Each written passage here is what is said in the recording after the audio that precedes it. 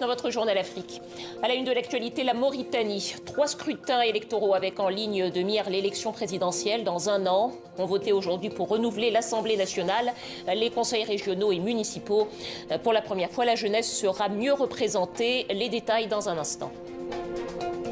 Triste record pour la migration vers l'Europe. Près de 42 000 traversées depuis le début de l'année, une hausse de 300% par rapport à l'an dernier à la même époque. Des réseaux de plus en plus structurés du côté des passeurs. Reportage dans un instant. Comment faire du numérique un facteur de développement pour le continent? Administration, économie, services.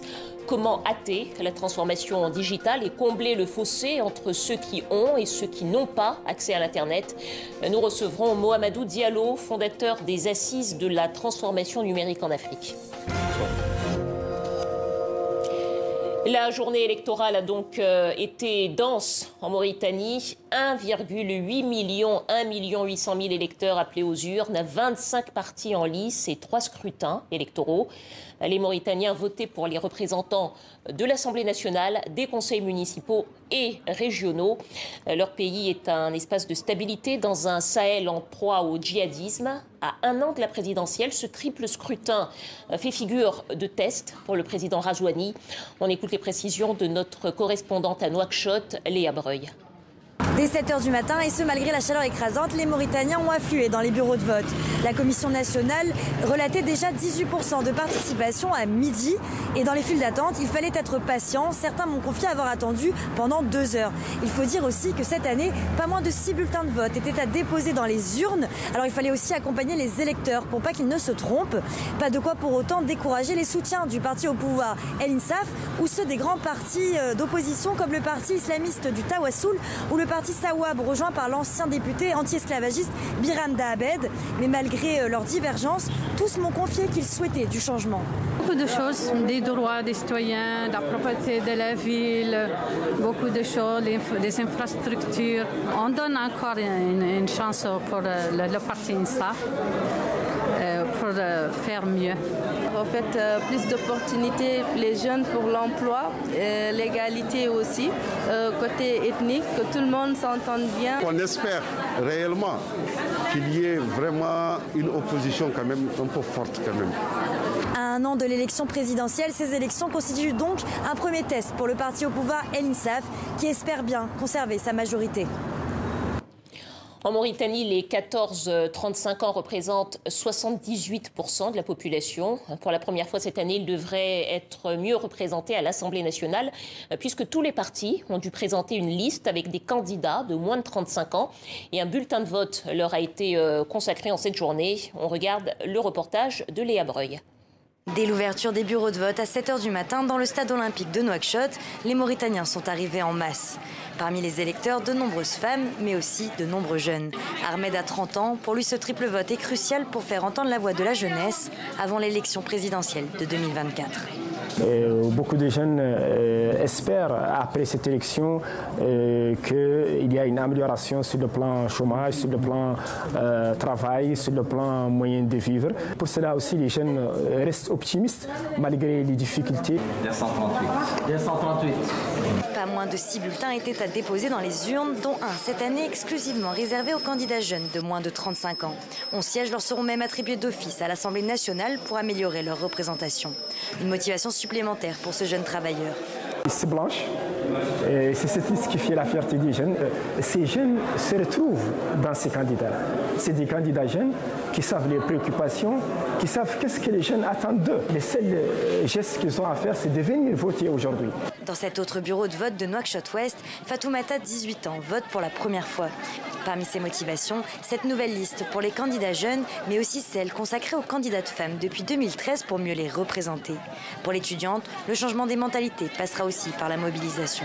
En tant que femme aussi, les femmes, on devrait voter, on ne devrait pas laisser nos cartes d'identité et laisser à la maison. C'est pas du tout bien, du tout pas, c'est pas normal. Il faut que les gens savent que les femmes ont une grande place dans la société. En Mauritanie, 78% de la population a entre 14 et 35 ans, des jeunes qui attendent beaucoup de ces élections. Au Mali, réaction officielle du gouvernement de transition au lendemain de la publication de l'ONU sur le massacre de Moura. Selon l'ONU, au moins 500 personnes ont été exécutées par l'armée, par ses supplétifs.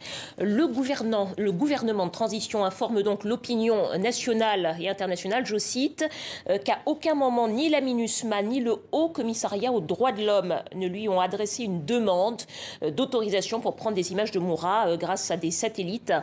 Et donc, selon le gouvernement de transition, en utilisant des satellites, la mission a donc manœuvré clandestinement contre la sécurité du Mali.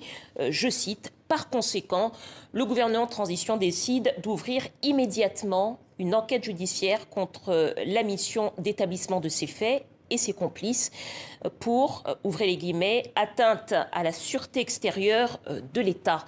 Voilà, réaction aujourd'hui du gouvernement de transition du Mali après donc les documents publiés par l'ONU, la publication de l'ONU sur le massacre de Moura. On y reviendra dans nos prochaines éditions.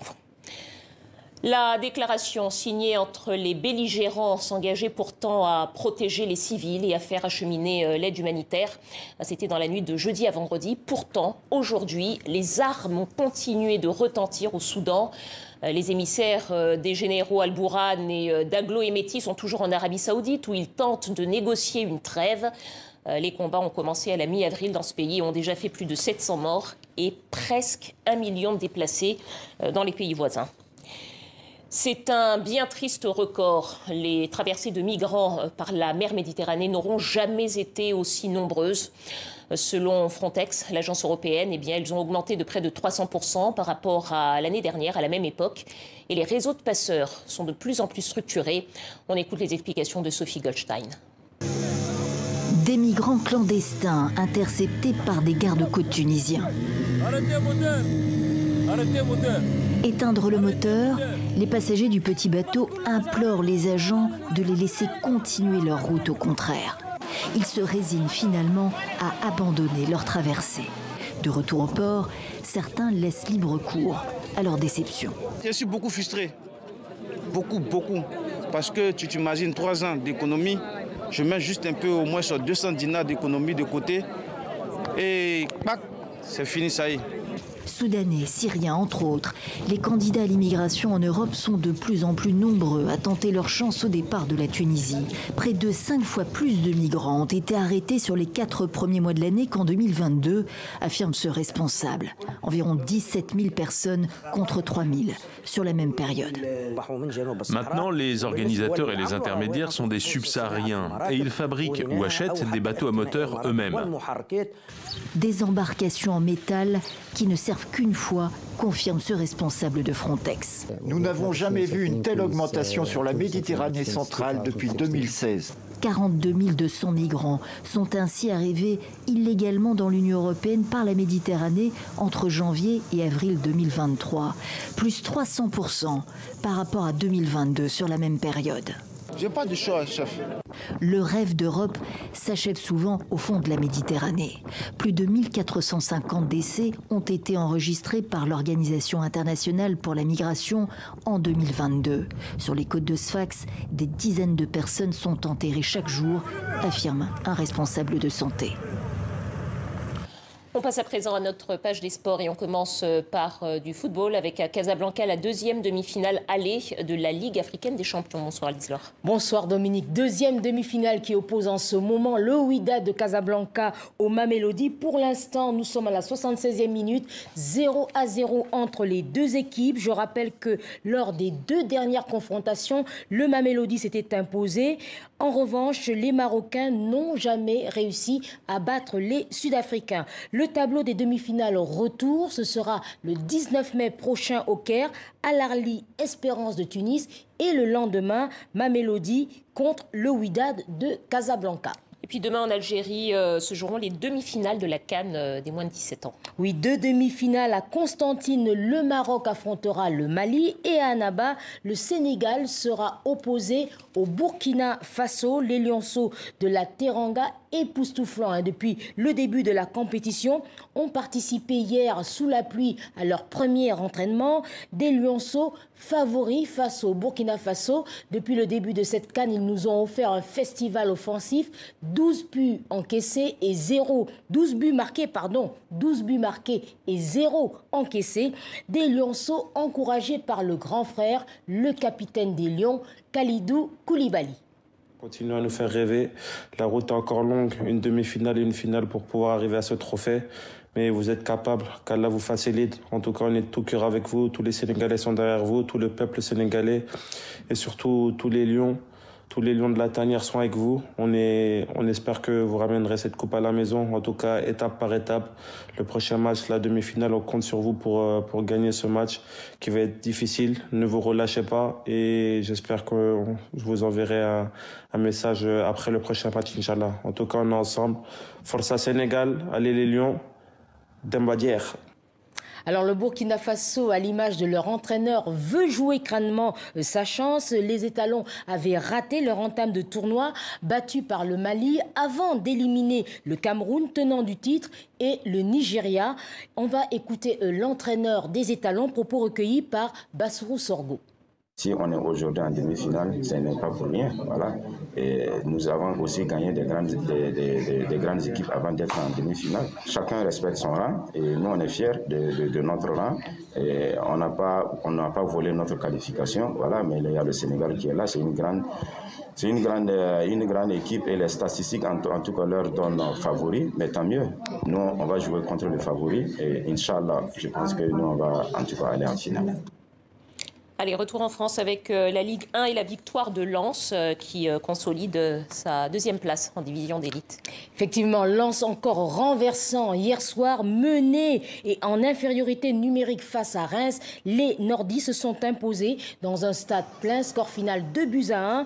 Salis Abdoul Salem, le milieu de terrain ghanéen, fait son retour après 3 matchs de suspension. On l'écoute au micro de Karim Baldi. Comme depuis la saison, on lâche rien. Du coup, on s'est dit, même s'il y a 10, on peut le faire. Et du coup, on s'est dit, on lâche pas. Et on se donne à fond, nous tous, à 10. Même si c'est à 10, on reste toujours une équipe forte, solide. Et là, on va dire, c'est une victoire inoubliable. Voilà, c'est le 16e succès de la saison à domicile pour Lens en 18 matchs. Les 100 et or portés par leur capitaine, Seko Fofana, a encore marqué hier, comme la semaine dernière dans le choc face à Marseille. L'international ivoirien, très apprécié par Franck Hez, son entraîneur. On l'écoute. C'est une locomotive qui on en a quelques-unes, mais c'en est une vraie, qui tire tout le monde. Et c'est important d'avoir ce type de joueur, au-delà de ses qualités de joueur, mais ce type de personnalité dans une équipe. Donc voilà, et il est bien où il est, il sait qu'il est bien entouré, et il peut donner 100%, voire peut-être même un peu plus de son potentiel. Et puis dans le camp d'en face à Reims, les espoirs de qualification pour la Coupe d'Europe sont envolés. Oui, des espoirs qui ne doivent pas faire oublier la belle saison des Champenois et qui sont de bon augure pour la suite, comme l'espèrent 2 des Africains de cette équipe, le capitaine international marocain Younis Abdelhamid et le milieu zimbabwéen Marshall Muntesi qui vient de signer un nouveau contrat jusqu'en 2027. On les écoute. On est une bonne équipe, on a travaillé bien pour arriver ici, mais ce n'est pas fini encore. Il reste 3 matchs pour gagner à domicile contre Angers et pour aller à Lyon, mais je pense qu'on va continuer à travailler bien ensemble. La leçon qu'on va retenir aujourd'hui, c'est qu'il nous manque ce petit palier pour devenir une équipe européenne. Je pense que ça fait partie des ambitions du club.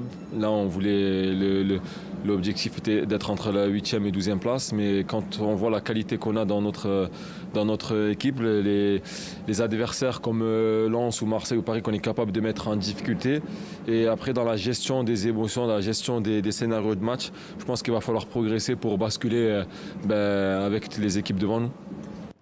Merci Lise-Laure. Merci. À demain pour d'autres actualités du sport. Il est un des chanteurs les plus écoutés sur le continent et ailleurs. 2 ans après son dernier concert à Paris, Fally Ipupa revient avec un concert unique. Ce sera le 25 novembre au Paris La Défense Arena. C'est la plus grande salle fermée d'Europe. Estelle Martin, pour notre édition du 64 minutes, a rencontré l'artiste congolais qui s'est confié sur sa rencontre avec le président Macron, sur sa musique et aussi sur ses engagements. Extrait. Je voulais revenir sur cette photo. Emmanuel Macron, est-ce qu'il sera à ce concert? Parce que vous l'avez rencontré lors de sa visite en mars 2023. Alors racontez-nous un peu comment ça s'est fait. Est-ce qu'il aime la rumba congolaise? Ouais, il aime la rumba. Il a découvert aussi une autre partie, une autre facette de la musique. Et donc voilà, par contre, je ne sais pas s'il viendra, je ne l'ai pas invité. Non, je ne sais pas. Donc vous ne deviez pas être, comment dire, intimidé, puisque vous êtes en 2014, Barack Obama vous avez convié. Oui, je croise beaucoup de décideurs de ce monde. Mais voilà, notre rencontre, j'avais des choses à lui soumettre. Et j'ai répondu présent à son invitation. Et il a été agréable. Vous êtes surpris? Là, en ce moment, il est un petit peu, pas très bien vu en France. Est-ce que ça vous surprend? Est-ce que vous... Moi, je ne suis pas politique ni politicien, donc je ne pars pas de la politique. Est-ce que vous auriez envie de vous lancer en politique, un peu comme Youssou N'Dour? Est-ce que ça vous intéresse ou pas? Je ne suis pas intéressé. Pas intéressé, donc la pas politique, c'est loin de moi, en fait. Voilà, je préfère être chanteur. Ouais. Et pourquoi on vous surnomme l'aigle? Parce que j'ai une vision de l'aigle. Très bien. Écoutez, merci beaucoup Fally Ipupa de nous avoir accordé cet entretien. Donc on vous souhaite un très bon concert. On rappelle le 25 novembre. Le 25 novembre. Ouais. Voilà, devant plus de 40 000 personnes. C'est ce que vous souhaitez?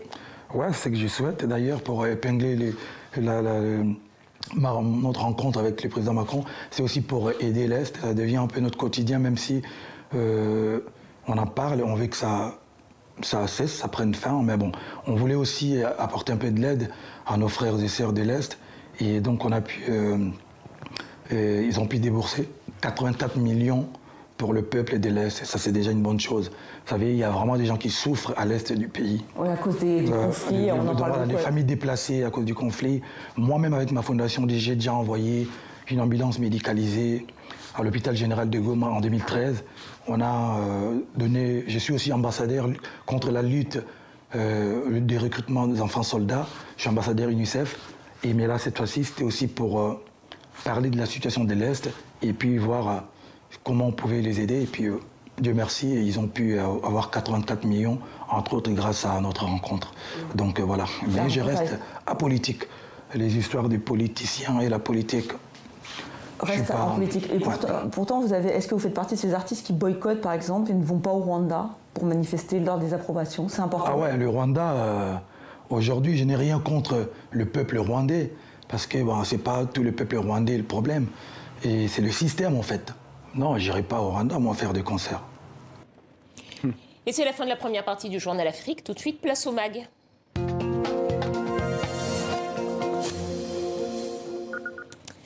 Comment faire du numérique un facteur de développement pour le continent? Administration, économie, services. Comment hâter la transformation digitale et combler le fossé entre ceux qui n'ont pas accès à Internet? Mohamedou Diallo, bonsoir. Bonsoir Dominique. Et bienvenue au Journal Afrique de TV5 Monde. Alors vous êtes le fondateur des Assises de la transformation digitale en Afrique. La prochaine édition, ce sera le 19 et le 20 mai prochain, c'est-à-dire vendredi, samedi prochain. Comment ça se passe? Quel est le programme et qu'est-ce qu'on va y voir? Alors, merci beaucoup pour l'invitation. Donc, nous allons faire la 12e édition des Assises de la transformation digitale que nous organisons depuis une douzaine d'années. Cette année, ça passe à Madagascar. Donc, nous allons réunir tout l'écosystème de la transformation digitale en Afrique pour, pendant 2 jours, évoquer un sujet crucial qui est le capital humain. Parce qu'aujourd'hui, si on a les infrastructures, on a l'argent, on a tout ce qu'il faut. Si on parle de capital humain, je pense qu'on rate un cloche. Donc là, fondamentalement, on va vers ces Assises de la transformation digitale pour justement parler et évoquer ensemble sur les enjeux de la transformation digitale vu du point de vue du capital humain.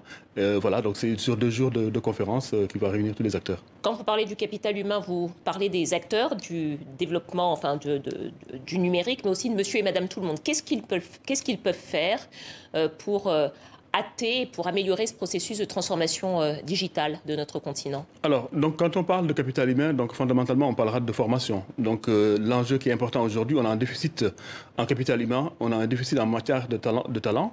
Donc, il va falloir former davantage des compétences, que ce soit des hommes et des femmes, dans le domaine de la transformation digitale. Quel type de formation, par exemple? Donc, on a besoin des ingénieurs, donc on a besoin des data scientists, parce qu'aujourd'hui, de plus en plus, on parle de l'intelligence artificielle, on parle du traitement des données, donc du numérique. Et aujourd'hui, on parle également d'un sujet crucial qui est la cybersécurité. Et aujourd'hui, que ce soit en Afrique ou partout dans le monde, on a un déficit de talent. Et il faut former davantage de talents pour justement faire face à ces défis qui se font de plus en plus inquiétants en Afrique. Alors, vous parlez des talents, ce sont aussi des talents qui vont créer, par exemple, des services numériques, des start-up, etc. Mais là encore, pour pouvoir constituer des champions du digital et d'une économie sur le continent, il faut des structures, il faut des gens qui financent. Il faut aussi des gens qui sachent comment aller chercher ceux qui peuvent les financer. Est-ce que ce sont des sujets qui seront abordés au cours de votre événement? Est-ce que les liens entre les deux, ceux qui font et ceux qui peuvent financer, seront faits? Bien sûr. Donc, on aura des acteurs comme la Banque mondiale, comme l'IFC, donc qui fait partie de la Banque mondiale. La Société financière internationale. On aura également des start-up, puisque, comme vous le savez, les start-up africaines ont levé plus de 4,5 milliards de dollars l'année dernière. Donc, ce qui est une performance, donc plus de 5% de plus par rapport à l'année d'avant. Et donc, ils font la fierté de l'Afrique. On voit de plus en plus émerger des entreprises, des pépites dans le domaine de l'innovation. Et je pense qu'aujourd'hui, quand on fait rencontrer ces start-up-là et ces acteurs qui financent ces innovations, c'est fondamental qu'ils puissent se rencontrer et discuter sur les enjeux de la transformation. Et aujourd'hui, on est ravis de voir, il y a aujourd'hui plus de 100 start-up qui ont levé au moins 1 million de dollars l'année dernière. Et je pense que ça va progresser de façon significative dans les années à venir. Alors, le numérique peut aussi être un levier de développement, notamment pour les démarches administratives. Le Bénin rêve de devenir la plateforme numérique de l'Afrique. C'est un objectif qui passe notamment par la dématérialisation des démarches en ligne, qui a été initiée dans ce pays depuis 2020. Et donc aujourd'hui, plus de 150 services administratifs sont disponibles en ligne. Et une soixantaine sont même à 100% dématérialisés. Mais sauf que dans un pays où 75% de la population n'a pas accès à Internet, eh bien, cette révolution risque d'accroître les inégalités. On regarde le reportage d'Emilien David. Ces démarches administratives, Joril Jospin les fait désormais depuis chez lui. Ce jour-là, en quelques clics sur Internet, il obtient un extrait de son casier judiciaire. C'est révolutionnaire. J'entre juste là, maintenant j'ai juste mon acte de naissance, je fais juste la photo, j'envoie. Avant, il fallait aller à la mairie, que tu attendes des heures, voilà, tu viens un peu en retard, il y a déjà une longue file d'attente qui t'attend. Depuis 2020 au Bénin, 62 services sont ainsi 100% dématérialisés. Impossible donc de les faire en mairie. Mais selon la Banque mondiale, seuls 26% des Béninois ont accès à Internet. Alors le gouvernement a mis en place 43 points numériques communautaires à travers tout le pays, comme ici à Dassa. Bonsoir monsieur. Bonsoir, comment vous allez? Dans ce centre, des ordinateurs et une connexion Internet sont à la disposition du public. Et les bénéficiaires peuvent se faire accompagner dans leur démarche, une aide indispensable pour Armand Wambo. Monsieur, ici nous allons entrer votre nom. Toutes ces choses qu'on peut faire sur Internet, c'est surtout bien pour les intellectuels. Mais pour les illettrés comme moi, c'est impossible. Si personne ne m'apprend comment faire, je ne peux pas me débrouiller. Selon la Banque mondiale, moins d'une personne sur deux est alphabétisée au Bénin. Alors, avec la dématérialisation des services, beaucoup se sentent écartés.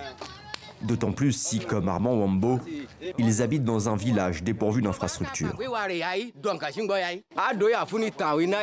Regardez notre village. On n'a pas d'eau, pas d'électricité et encore moins de connexion Internet. Comment voulez-vous qu'on fasse? On nous oblige à faire beaucoup de routes pour trouver de l'aide. Le gouvernement nous oublie complètement. Les autorités annoncent même vouloir poursuivre la dématérialisation des démarches administratives. Plus de 150 services en ligne sont actuellement développés.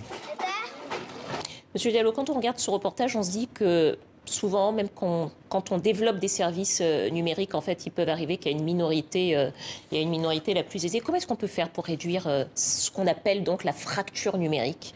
Tout à fait, il y a un gap qui est là.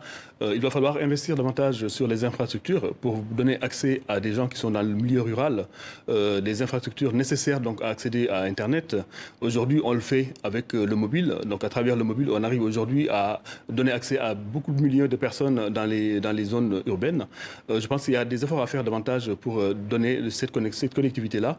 Également, il y a le coût. Aujourd'hui, dans certains pays, on a la connexion haut débit qui peut-être va coûter l'équivalent d'un salaire mensuel pour l'abonnement. Donc c'est des choses très importantes qu'il va falloir travailler davantage. Alors justement à ce sujet, il y a le plus long câble sous-marin au monde qui a été inauguré le 8 novembre à Marseille. C'est le câble 2 Africa qui doit permettre au continent africain d'avoir un meilleur accès à Internet. On en est où et à partir de quand est-ce que grâce à ce câble, les Africains seront mieux connectés? Tout à fait. Donc il y a les pays enclavés, donc il y a les pays qui sont sur la côte, qui ont accès à ces câbles de fibre optique haut débit. Ça arrive par la mer. Ça arrive par la mer. Et donc ces pays-là ont accès à ces câbles haut débit. Et donc le temps que ça arrive dans les zones beaucoup plus enclavées, ça prendra un peu de temps. Et puis également, il y a le problème du coût d'accès à ces infrastructures qui est très important, qu'il faudra également résoudre. Donc ça nécessite encore davantage des investissements beaucoup plus importants. Mais la transformation digitale est en marche. Merci beaucoup Mouhamadou Diallo, fondateur des Assises de la transformation numérique en Afrique. Un dernier mot peut-être sur ces assises. Il y aura également le Conseil des ministres du numérique africain qui s'y tiendra. À l'occasion donc de ces assises de la transformation digitale, donc nous allons réunir avec notre partenaire Smart Africa plus de 10 ministres africains qui vont venir pour discuter de ces enjeux et parler un Conseil des ministres du numérique à cette occasion-là. Merci à vous Mouhamadou Diallo, merci à vous et c'est la fin de ce journal. Merci Dominique. Merci de votre fidélité. À demain.